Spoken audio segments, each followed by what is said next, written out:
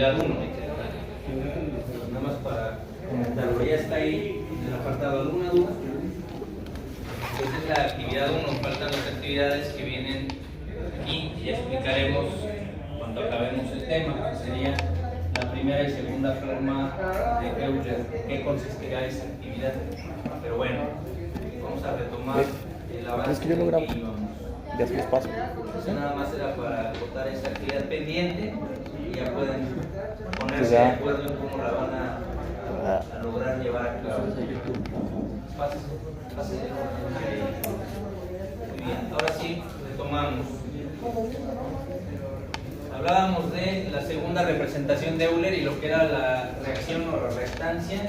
Hablábamos de este concepto, que era el concepto de sigma, que en realidad quiere decir diferencia o razón de proporción entre la altura de presión no estática y la altura útil de Euler. Y decíamos que podíamos tomar las dos ecuaciones previas que nos definían lo que era la altura estática, que es esta ecuación o esta ecuación. La primera representando para nosotros lo que es la fuerza que hace girar al rodete por su peso específico y la diferencia de altura geográfica o de ubicación, o la diferencia de las velocidades unitarias y velocidades relativas, y eso dividido en ambos casos por la altura de Euler en los términos que ahí establece. ¿Y esto para qué era? Bueno, pues para poder conocer un intervalo que separe qué es una turbina de acción, de reacción, o qué es una bomba de acción positiva o negativa. Eso es lo que dice aquí. La más usada de estas dos es la que está ahí en el recuadro, pero es indistinto la que usa. ¿Por qué es la más usada? Bueno, porque normalmente nosotros conocemos que la dirección unitaria está a 90 grados y la velocidad relativa la podemos conocer de los datos del problema, del ejercicio. Pero no quiere decir que esta no la podamos calcular, ya lo veremos en la unidad 3 en los cálculos. Y llegábamos a esto, ¿no? El intervalo del que estoy hablando es este, ¿no? Se dice la razón de proporción de la altura de presión estática entre Euler es igual a 0, entonces voy a utilizar un sistema de turbina de acción. Si es mayor a 0 pero menor a 1, entonces voy a usar una de reacción. Y si el rango que estoy hablando es precisamente 1 o mayor, entonces voy a usar una de reacción pura. Y cada una de estas son las que platicábamos, Francis, Pelton, Kaplan, y vamos a ahondar un poquito en eso. Y tenía un pequeño resumen. ¿Hasta ahí alguna duda? ¿Qué era lo que habíamos platicado? Las referencias, pues ya dijimos, es Jonas Engel, lo que es termodinámica, lo que es el Mateix, turbomáquinas, y lo que es el Marco Polo, para lo que es este diseño de turbomáquinas de la McLaughlin. Son las referencias utilizadas. Y ahí quedamos. ¿Qué nos faltaría? Bueno, pues vamos a ver el día de hoy lo que es la velocidad específica antes de entrar ya con los cálculos. La vez pasada solo lo spoileamos muy por arribita, ahora vamos a tratar de profundizar un poco sin que sea necesariamente el tema de la materia. Este sí yo lo agregué como un adicional para entender las curvas. Nosotros vemos que la clasificación de ingeniería es el sigma que acabo de mostrar, pero también hay clasificaciones en base a tablas, como lo ves aquí, en donde tenemos las variables más conocidas, coloquialmente le llaman salto, salto de campo, salto de agua. Técnicamente sabemos que es altura de Euler o hidráulica. Otra variable es el tamaño del rodete, es el diámetro exterior, y otra variable es la potencia a la que gira el rotor. Entonces, con esas variables yo puedo clasificar tanto turbinas como bombas, y aquí viene la clasificación en base a su posición y al apellido de la persona que hizo la geometría de la turbina. Pero lo que es interesante de aquí es que vienen rangos. Y la pregunta que uno se hace es ¿de dónde obtuvieron esos variables mínimos y máximos? ¿Por qué hay rangos? ¿Por qué no es un valor fijo? Bueno, porque es un dato experimental, es un dato que obtuvieron a través de hacer parametrización. Y un ejemplo de ello es este valor que platiqué la vez pasada, que es velocidad específica. Nosotros ya vimos una velocidad específica en el triángulo de velocidades. ¿Cuál es? Acuérdense, era la C mayúscula, que era velocidad absoluta del flujo de agua. Y esa velocidad tendía a ir siguiendo el perfil del álave, y otro tendía a ir a 90 grados, que era el unitario. Eso es lo que decía ahí. Entonces la velocidad relativa era la relativa de la absoluta de la C con respecto a la tangencial. Esa era la W mayúscula que vimos nosotros en el triángulo de Euler. También van a encontrar en la literatura que le llaman omega S o NS, y también es velocidad, pero es la velocidad a la que gira el rotor. No es lineal, es angular. Y si yo veo los términos, aquí habla de N, que no es el número de álabes, es la velocidad de giro, las RPM que tiene el elemento. Pero las RPM en función de para nosotros es una presión, o si lo quieres ver así, es una potencia, en realidad es una fuerza por distancia afectada por el tiempo, pues la potencia que genera, pásenle compañera, y la altura hidráulica. La duda es, ¿y de dónde sacaron estos datos? 5 octavos, 1 medio, 3 octavos. Esa es una parametrización que hacen experimental, esa es una fórmula experimental. Entonces lo que vamos a tratar de entender es eso, no deducirlo, entender de qué se trata y por qué no nos aventuramos a decir diseños. Nosotros lo que hacemos en ingeniería es tomar las variables. Pásale, Águila, yo creo que nomás eras debut y despedida, ya te había borrado en la lista. No, creo que sí te agregué en un equipo, ahorita a ver. Según yo sí te había agregado. Y les decía a los compañeros que les tocó en el equipo, el compañero Águila es capaz, el problema es que asista, pero es capaz. Esperemos que logren hacer su chambel, si no, nomás lo eliminan del equipo. No, pues sí es capaz, compañero. Pues bueno, lo que hacemos en el diseño, lo que se hace es tomas variables y las fijas. Por ejemplo, ¿qué variables? Si hablas de una bomba, H, altura de Euler, Q, caudal, omega que aparece aquí, que es velocidad angular. Entonces fijas 2, ¿qué quiere decir fijas 2? Que se quedan constantes. Y entonces experimentalmente obtienes la que falta. Eso es lo que dice ahí. Si es turbina, es altura hidráulica de Euler. Esta que aparece aquí para nosotros, ¿qué es? Esta W que aparece es trabajo, no es la velocidad relativa, es trabajo. Y esta de aquí es velocidad angular. Entonces fijas 2 y obtienes una tercera. Así es como se diseñaron en un inicio las turbinas y las bombas. Pero no nada más es fijarlas, si yo voy a fijar estas, les voy a poner un valor unitario. En triángulo de velocidades lo que hacemos es ponerle la U igual a 1. Aquí lo que hacen ellos es poner el valor de potencia igual a 1, por ejemplo hay un caballo de vapor, y el valor de caudal igual a 1, 1 metro cúbico segundo. Entonces lo dejan constante y obtienen el tercero, lo que les falta. Eso es lo que se hace, es lo que dice ahí. ¿Y qué es lo que obtienes? Pues obtienes ecuaciones como estas. Este concepto, no sé, ustedes me corrigen, pero normalmente no lo ven, por eso agregué este apartado, que se conoce como el teorema del apartado de Buckingham, o le llaman también número o símbolo de pi agrupado o aleatorio. ¿Qué quiere decir? Si yo veo la matemática, porque esto es matemático, y luego lo aplicaron a fluidos, pues lo que hacen ellos es agrupar variables, definirlos como fijos y obtener un tercero. Entonces si yo entro a ver este teorema, voy a ver que se parece mucho a lo que estamos diciendo que hicieron para diseñar las turbinas. Toman variables, los juntan o los agrupan, los fijan y obtienen un tercero aleatorio. Pues por eso usaron esa teoría. Me regreso aquí, porque aquí lo establece el simbolito que dice aquí, pi subíndice h. Este pi, ¿qué quiere decir? Es el número de Buckingham, o es el grupo que yo generé de variables que voy a fijar del sistema hidráulico. Y eso aquí es igual, gravedad, altura de Euler, velocidad angular y diámetro. Si despejo el diámetro del rodete, aquí es igual el diámetro a la gravedad, la altura de Euler y las variables que yo haya agrupado y fijado, las que yo haya definido, una elevada a un medio y otra elevada a un medio, son raíces. Esa es la ecuación y va a multiplicar el recíproco de la velocidad. Este de aquí es lo experimental, las que agrupaste y lo hiciste unitario. Pero así como lo hiciste para el número hidráulico de Euler, también lo puedes hacer para caudal. Y entonces tú vas a encontrar fórmulas como esta en los libros, nada más como brevario cultural, en donde dice NS o omega S, velocidad del rodete, y es igual al número de Buckingham por Q a la 1 medio, el número de Buckingham, o pi aleatorio, por H, o el número, la altura de Euler a la 3/4, o su equivalente. Entonces cuando veas esta ecuación, pues no digas, es que yo en máquinas nunca vi esa ecuación, porque no venía en el programa, ¿no? Pero ahí está. Eso es diseño. Nosotros, como menciono, no lo vemos. Normalmente tú buscas en la literatura y encuentras estas fórmulas para diseño. Entonces, fórmula tanto de caudal como de altura hidráulica, y así diseñas las turbinas o las bombas. Nosotros no lo hacemos, ahí lo puse como brevario cultural, nada más, como parte del complemento, por si tú quieres conocer un poco más, ¿verdad?, que le interese realmente el diseño. Y ahora sí, voy a establecer cómo se supieron o cómo se obtuvieron esas gráficas que vamos a usar. El ejemplo que nos dan es este, que es el más sencillo. Aquí tenemos lo que sería para nosotros el cuerpo de una bomba, que sería el rodete. Por aquí va a entrar el fluido, va a chocar, ¿y qué va a pasar? Bueno, ya dijimos que una parte va a querer ir a 90 grados y otra va a querer seguir el recorrido del álave. Esto de aquí es el radio de la turbina o de la bomba o del rodete, y esto es el espesor del ducto. Entonces, si yo veo eso, ¿qué dice aquí?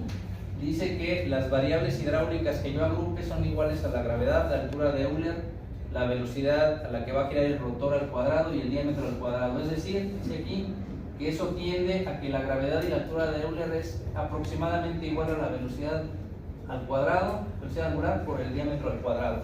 Dice que esta fórmula sirve para caracterizar todas las máquinas hidráulicas, su geometría, pásenle. Pero ahí viene la parte de las letras chiquitas, ¿verdad? Nada más que esto es ideal. ¿Por qué es ideal? Porque cuando nosotros usamos esto, dejamos dos unitarias y las fijamos, y eso no es cierto. Al hacer eso, estamos creando esto, que el movimiento turbulento sea estacionario. Ahí me detengo. Quiere decir que cuando el fluido llega y choca aquí, ¿qué se va a generar? Una parte va para acá, otra sigue esto y va a generar remolinos. Entonces aquí hay flujo turbulento, no laminar. Entonces ellos dicen que te imagines aquí, que le tomas una fotografía y tú vas a tener estacionario, o ya no se va a mover, sí es turbulento, pero ya no está fluctuando. Yo sé que conforme pase para acá, ese turbulento se va a convertir en laminar. Y dice, no, en el cálculo nada más estamos tomando la parte turbulenta. Eso es la idealización que dice ahí, porque en realidad está cambiando. Eso es para que sea fácil de entender, y ahí viene lo bueno del diseño. ¿Qué tenemos aquí? Este simbolito, sí, en griego, significa pérdidas. Y ahí me adelanto, ustedes vieron ya pérdidas por fricción, no sé cuántas, normalmente ven estas pérdidas de Moody, hasta ven las gráficas de Moody. Si yo les preguntara, esas pérdidas, ¿qué es lo que calculan? ¿Qué variables ustedes recuerdan que tienen que ver con Moody en las tuberías? Número de Reynolds, es el que define laminar y turbulento. ¿Qué más? Rugosidad. La rugosidad del sistema, la densidad del agua, el diámetro del ducto. Más. Con esas. ¿Perdón? Las tuberías, el DN y todo eso. Ok, la tubería. ¿Qué más? La cédula. Ya casi todas. Quizá establecer nada más el material que define la rugosidad y define la cédula. Pero estamos hablando, si vemos la formulita, relaciones geométricas, relaciones físicas del sistema, que es la densidad, y lo que es la velocidad, y la velocidad de la franja que lo separa, pues es Reynolds, ¿verdad? Si es laminar, si es turbulento. Eso es este diagrama. Pero hay otro más que normalmente no ven, que es las pérdidas en tubería por fanning. ¿Qué es eso? Bueno, pues es una gráfica muy parecida, nada más que esta tiene forma cuadrática y esto es lineal, y la diferencia es que esto tiene que ver con este simbolito cortante, tau. Entonces lo que ocurre es lo siguiente: cuando yo veo esta tubería, llega el fluido, choca, pues obviamente va a ganar o perder velocidad, ese Reynolds, tiene que ver con cuánta rugosidad tiene y cómo se generan los spins, tiene que ver con el grosor, todo lo que ustedes dijeron, pero adicionalmente a eso, el fluido cuando choca se separa, y se separa de acuerdo a la cohesión del fluido. Esa cohesión del fluido es el enlace molecular que tiene. Para que se separe el fluido se rompe el esfuerzo de corte, hay un esfuerzo cortante en el fluido. Fanning lo que calcula es eso, el esfuerzo cortante, y lo dice aquí: pérdidas de fricción por fanning es 2 veces el esfuerzo cortante del fluido entre la densidad y la velocidad. Sí, pero el cortante no lo había considerado esto, entonces es más complejo el esfuerzo de corte. ¿Y por qué lo menciono? Porque aquí lo dice: las pérdidas totales del fluido en las bombas y turbinas, pensando que su fluido incompresible es igual a lambda. ¿Y qué es lambda? Las pérdidas de fanning.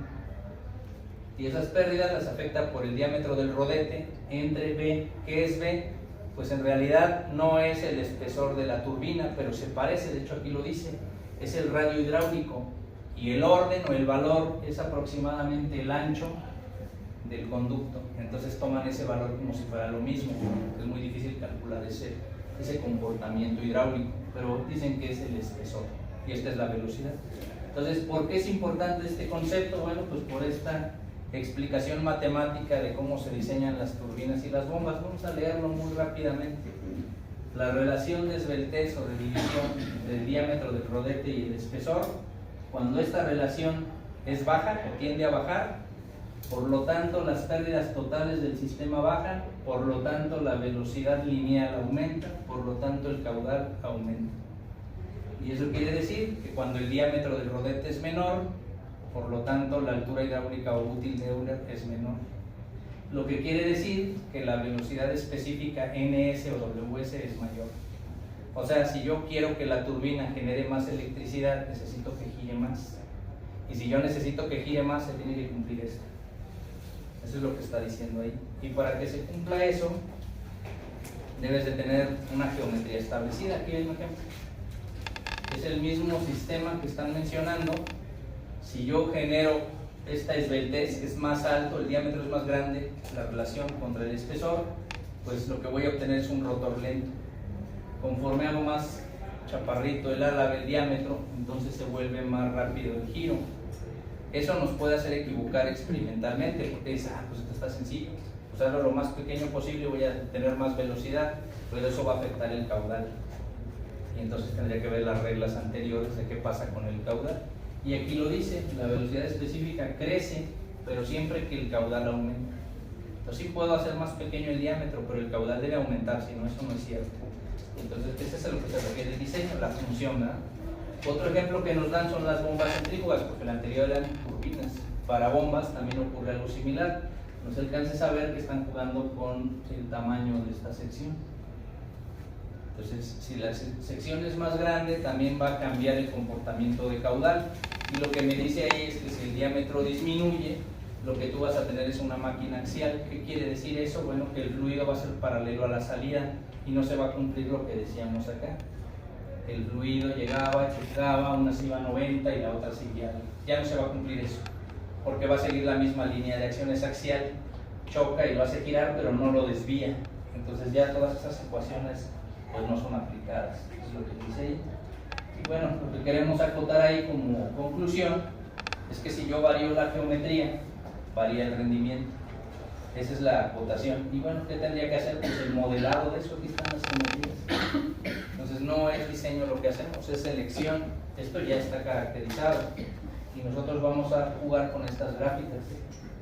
Nada más tomar en cuenta lo siguiente. Es obvio que el que creó la gráfica, si yo digo voy a usar una turbina o una bomba de esta gráfica, pues no importa el punto que yo tome, va a funcionar, pero no va a funcionar de manera óptima. Puede estar forzado, dicen, o puede estar sobrado. Entonces, obviamente que si ya se caracterizó, ya se probó, entonces yo ya tengo un rendimiento contra una altura de Euler y un caudal o una velocidad, y va a funcionar, pero va a funcionar mal o va a funcionar bien en función de caracterizarlo. Entonces nosotros no vemos el diseño, solo vemos la selección, y lo traté de poner aquí. ¿Sí? Todo lo que dice aquí abajo es eso. Yo puedo elegir cualquier punto de aquí, voy a usar esta curva, y de ahí cualquier punto que me interese, pues la velocidad contra el caudal o la altura, y digo a esa bomba, de que funciona, funciona, pero que va a funcionar y me va a dar un rendimiento del 30% en vez del 80%, esa es otra cosa. Entonces eso es lo que nosotros tenemos que hacer, optimizar. Y por último yo pongo esta parte. Ya existen esos valores que mencioné, porque al inicio agregué CNS o esa omega S, porque tú vas a ver cosas como esta, muy seguramente si entras a ese rubro en el trabajo, y no es lo que vimos de los triángulos de velocidades. Y aquí te dice si la máquina que vas a usar, ¿por qué máquina? Porque no sabes, necesariamente puede ser bomba o puede ser turbina, es una máquina de las que estamos viendo como incompresibles, pues hay un rango, ¿no? Si va entre 0.3 y 1.1 es una máquina radial. Si va entre 1 y 2.5 es una máquina que es mixta, y si va entre 2.4 y 6 es axial. Entonces ya me está obligando a cómo debe ir el fluido. ¿Por qué? Por la velocidad que va a alcanzar de giro del rotor. O sea, ya no puedo jugar con más allá de eso. Y la otra me está obligando algo que aquí no vemos, y es ¿qué tal si yo pongo una bomba y luego le pongo otra en serie y otra en serie? ¿Aumenta la eficiencia o no aumenta? O la pongo en paralelo. Pues ya hay rangos que me lo dicen. Cuando la velocidad angular de giro es menor a 0.3, te recomiendo que lo uses en serie para aumentar. Si es mayor a 6, te recomiendo que esté en paralelo. Pero eso más adelante lo vamos a ver con leyes de semejanza. Pero está basado en esto. No es a prueba y error nada más, tiene una matemática que ya se hizo. Nosotros no aspiramos a tanto, aspiramos a estas curvas y utilizarlas. ¿Qué es lo que vamos a hacer? Y ahí está lo que dice el subtema: interpretación de curvas y luego modelado de curvas. Esta es una curva típica de una bomba. ¿De dónde está tomada? Les muestro. ¿Sale? Tú puedes obviamente descargar el catálogo para saciar tu curiosidad. Tú le pones ahí bomba centrífuga y pones la marca GNI de esa serie y la puedes descargar y vas a encontrar dos tipos de catálogos. Te muestro ambos para que sepas cuál es el que buscamos. Este catálogo que estoy mostrando me habla de cómo debes de izarlo, cómo debes de empacarlo y transportarlo, y luego dice cómo debes de instalarlo, en donde viene pues el área donde vas a tomar el fluido, a donde lo vas a llevar, y lo que viene siendo pues el filtro de succión, la válvula que tiene de regulación, cómo iría el montaje, y luego viene lo que nos interesa más allá de la conexión eléctrica del motor. Voy hasta abajo para no entretenerme mucho.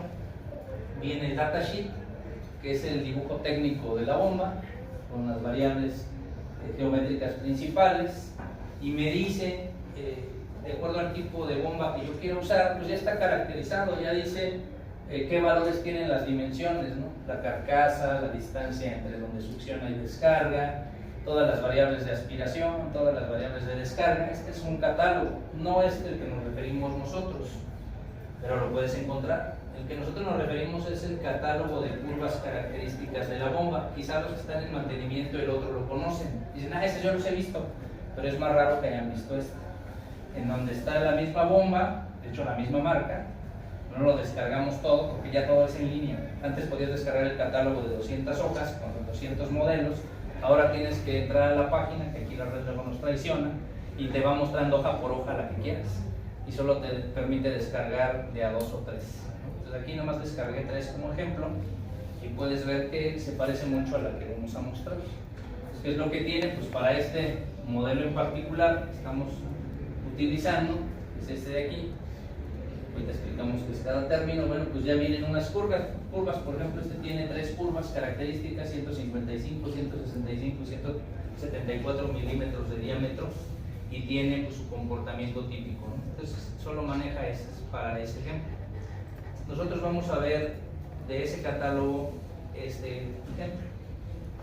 Nos vamos a explicar cada término de manera muy sencilla, sobre todo los que me interesan, los que no pues los dejamos de lado. Lo primero es en el encabezado, dependiendo la marca que tú utilices, viene cuál es el impulsor y cómo lo vas a impulsar. Si es un motor eléctrico, si va a ser a través de un motor a diésel, si va a ser a gasolina. Normalmente son eléctricos, y si es así, lo que vas a encontrar es el número de polos de tu motor y la frecuencia a la que se mueve. Si son 50 Hz, 60 Hz, etc. Y los polos, ¿verdad? Polos y Hz, dependiendo el modelo. Eso es lo primero que viene, nada más como cultura general.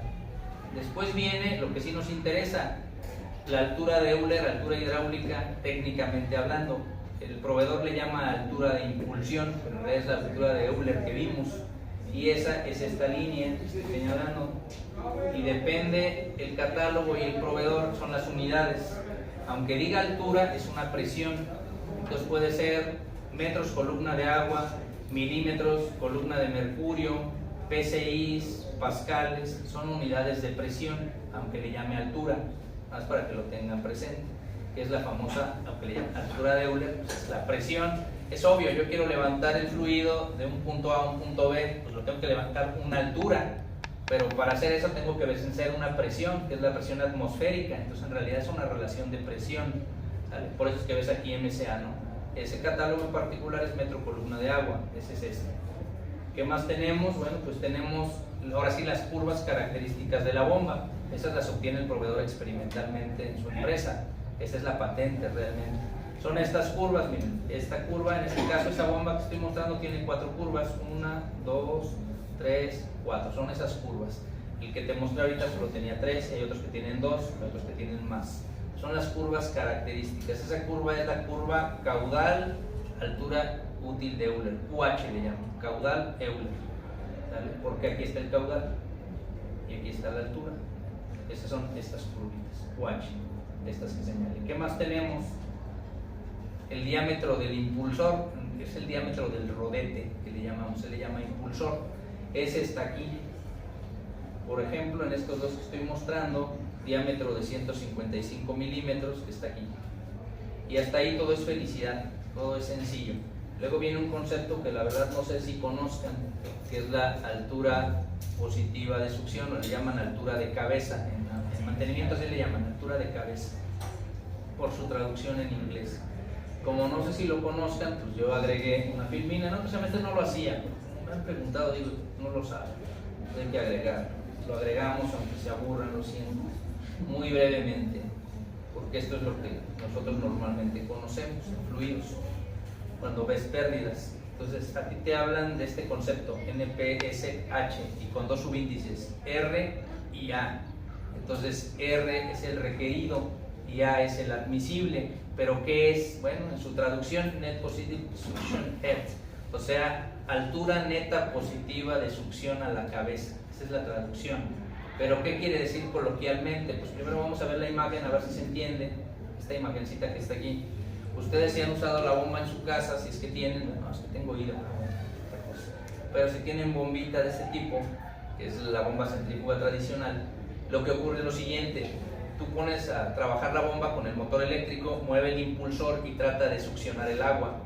Si cuando succiona el agua no está el fluido o el nivel de la tubería al mismo nivel que lo que es el rodete, lo que va a ocurrir es que va a succionar el agua y va a succionar aire. Entonces dicen, hay que cebarla. Entonces le tienes que agregar, quitar un taponcito y estar agregándole agua para que salga el aire. ¿Qué es lo que estás haciendo? Pues que se llene todo el depósito, el contenido interior de agua, para que se genere la presión de succión.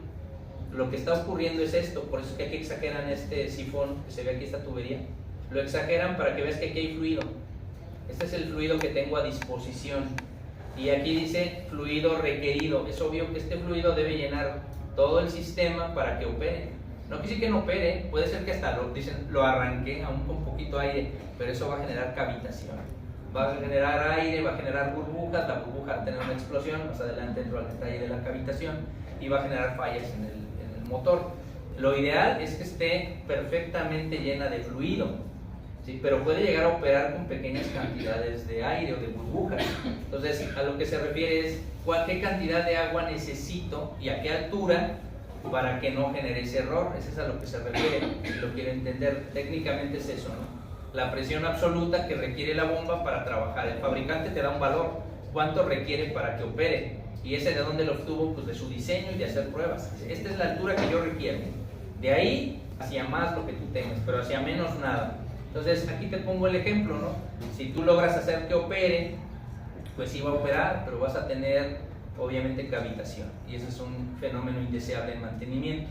Técnicamente, esa cantidad de altura de agua que genera una presión admisible debería de ser lo que tú ya conoces de tu sistema. Es como si yo te dijera, voy a poner esta bomba en tu casa, pero tú tienes que saber cómo está la tubería que va a tu aljibe, y la altura y las características del fluido que hay ahí es lo que tú tienes en tu sistema, y eso debe ser al menos lo que te pide el proveedor, ¿verdad? Si no alcanza, te dice a qué altura, y si no es esa, pues no la va a poder succionar. El ejemplo coloquial que nos enseñan, tradicional, y cuando nos enseñan, pues yo me remito a la prepa. Yo tuve un bachillerato muy bueno, gracias a Dios. A pesar de que no tenía pensado todavía estudiar ingeniería, pero como físico matemático nos enseñaban ese ejercicio. Te decían, a ver, cuando veías flujos, que en física antes veías fluidos, veías óptica, veías electricidad, bueno, hace como 20 y tantos años, no sé ya ahora que vean en física, tengo mis dudas, pero antes veías todo eso en física sin ser ingeniero.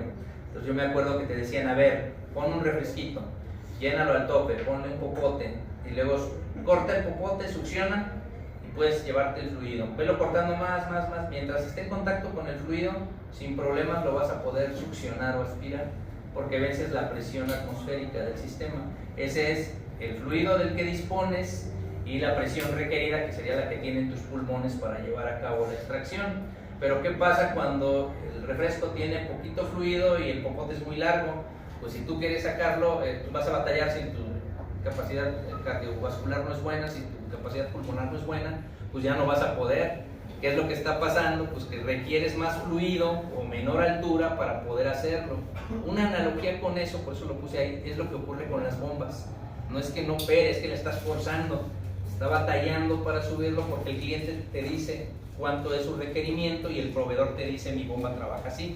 Entonces tienes que buscar ese punto óptimo para que tú diseñes.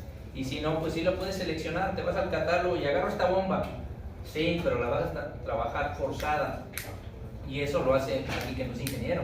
El ingeniero debe de ser en base a lo que establece el proveedor y la necesidad del sistema, ¿no? Esa es la fórmula, ahí lo puse. Lo que dispones debe ser mayor que lo que requieres. O sea, la cantidad de fluido que dispongas debe ser mayor a la que el proveedor dice que requieres, y tradúcelo a altura de presión. La altura de presión requerida debe de ser obviamente menor a la que dispongas. Y eso está en la gráfica, por eso lo menciono. La gráfica lo dice. ¿Dónde está en la gráfica? Pues está aquí. Vamos a llegar a ese punto. Estas líneas que se ven aquí, estoy señalando, discontinuas, son la presión que requiere la bomba según este fabricante de estas bombas. Ya vamos a ver después cómo las seleccionas, ¿no? Pero es un valor. Y luego vas a tener que este valor debe ser cubierto por el sistema donde la vas a montar. Si no cubre ese requerimiento, pues vas a tener problemas con tu bomba, aunque el fabricante diga que opera así, pero opera con esta presión de altura. Y si no, pues ya es tu responsabilidad esa parte. Eso es lo que dice ahí. ¿Qué más tenemos? El rendimiento. Ese está aquí. Se alcanzan a ver. Entonces, las curvas estas, que son las curvas características de la bomba, tienen unas curvas transversales, son estas, o que las cortan y tienen un valor aquí. Esa es la eficiencia máxima que puede alcanzar esa bomba con esa curva. ¿Vale? Ahorita nada más es conocer las partes. Son estas de aquí que vemos. Este valor, ¿de dónde se obtiene? De estas curvas. No alcanzas a observar, pero aquí tiene un valor 82, y si yo me voy del otro lado de la curva también tiene 82. Entonces es la eficiencia máxima de esta curva que estoy señalando. Curva de eficiencia. Así como esta de aquí, que es de 80. Y esta de 75, y esta de 70, y así sucesivamente. Es el máximo rendimiento esperado. Y después tenemos lo que viene siendo para nosotros la potencia que requiere. Dices, bueno, yo quiero mover este caudal a esta altura, ¿qué motor le pongo?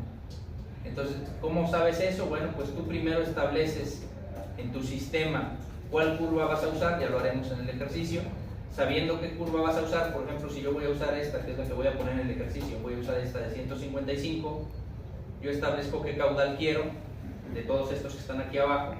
Entonces yo voy a usar esta curva con un diámetro de 155 milímetros, yo digo que voy a usar este caudal de 100 metro cúbico hora, y si tú te fijas corresponde a esta línea punteada que se ve aquí. Esa línea punteada ya tiene una eficiencia. Entonces simplemente vamos a cortar esta línea contra el diámetro que elegimos, que fue este 155, es el mismo que está acá. 155, 155. Lo cortamos, ahí te pongo el ejemplo. A ver si se alcanza a ver el sistema. Es esta línea con respecto a esta curva que está aquí.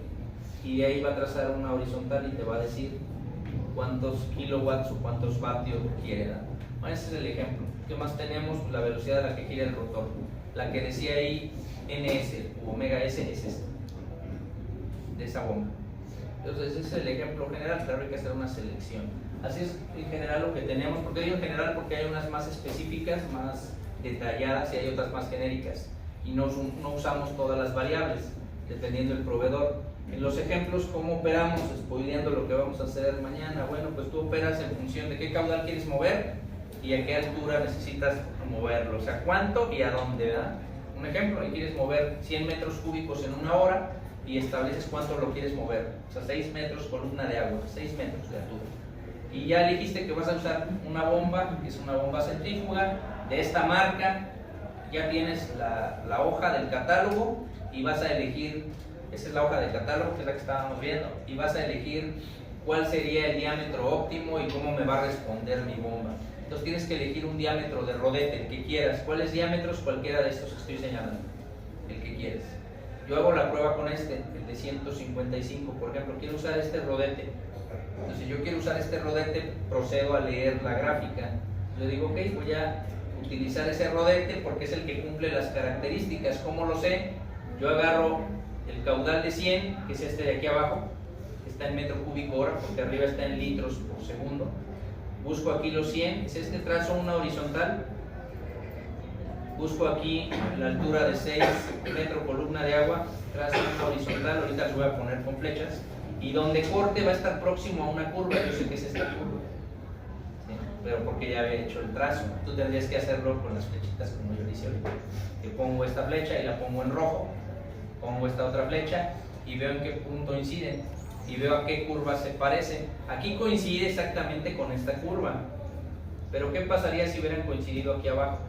Pues te tienes que ir al inmediato superior, siempre al inmediato superior.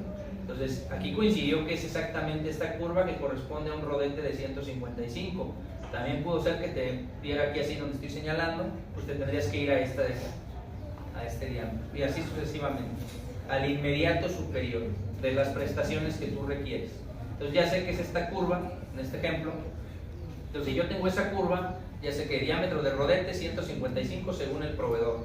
¿Qué es lo que tengo que hacer ahora? Pues ver qué eficiencia tiene, por si el que me pide la selección tiene una eficiencia requerida. ¿Cuál es el rango estándar en las bombas? De 60 a 80. Ese es el rango. Pero hay quien dice, no, yo quiero que sea mínimo 80. Ah, no, pues esta bomba no, me voy al catálogo y busco otro que me dé esa prestación. Entonces yo lo veo aquí, es esta curva, la estoy siguiendo, y si te fijas, corta a estas curvas transversales que estoy mostrando. Aquí la cortó. Entonces simplemente vas a buscar cuál corta, cuál curva de estas lo corta. Aquí hay otras, aquí segmentos de curva, por ejemplo esta de aquí, que estoy señalando, también lo corta, pero en otro punto, tiene que ser próximo a donde está el punto de selección, ¿sale? Entonces si tú te fijas, la más próxima que lo corta en un punto tangente, técnicamente hablando, pues es esta curva que corresponde al 80% de eficiencia. Entonces ya tendríamos un aproximado de eficiencia según el proveedor. ¿Qué más tenemos? Bueno, ¿dónde cortó? En este punto. ¿Cuáles las líneas paralelas discontinuas está más próxima a este punto? Pues esta que está aquí, aquí lo puse en otro color. ¿Y esa qué eficiencia? Dice que tiene 80. ¿Y qué altura de cabeza requerida? Aquí dice que es 1.6, 1.8, 2, 2.2. Esta línea es 2.5.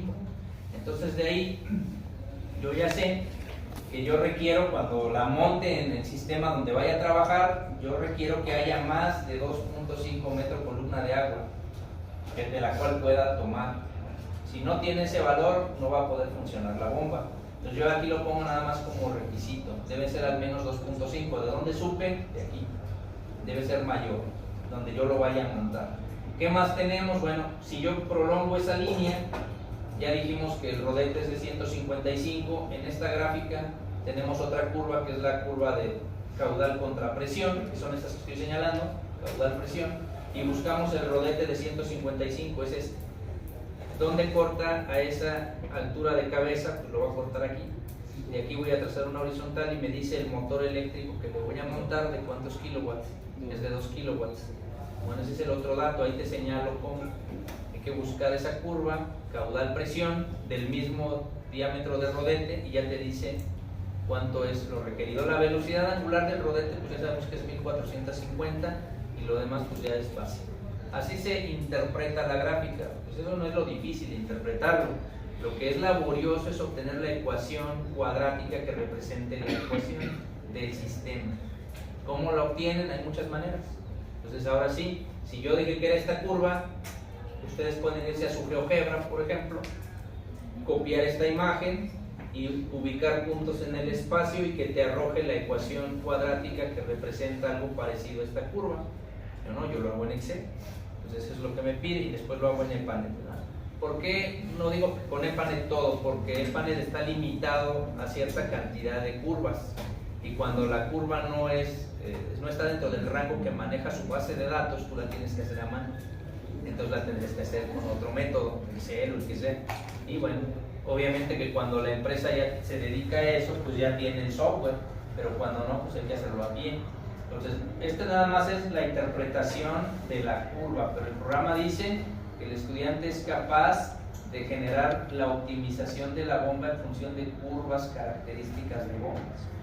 Entonces, la optimización todavía no la hacemos, apenas interpretar lo que es la gráfica. ¿Qué me falta? ¿Dónde están las pérdidas?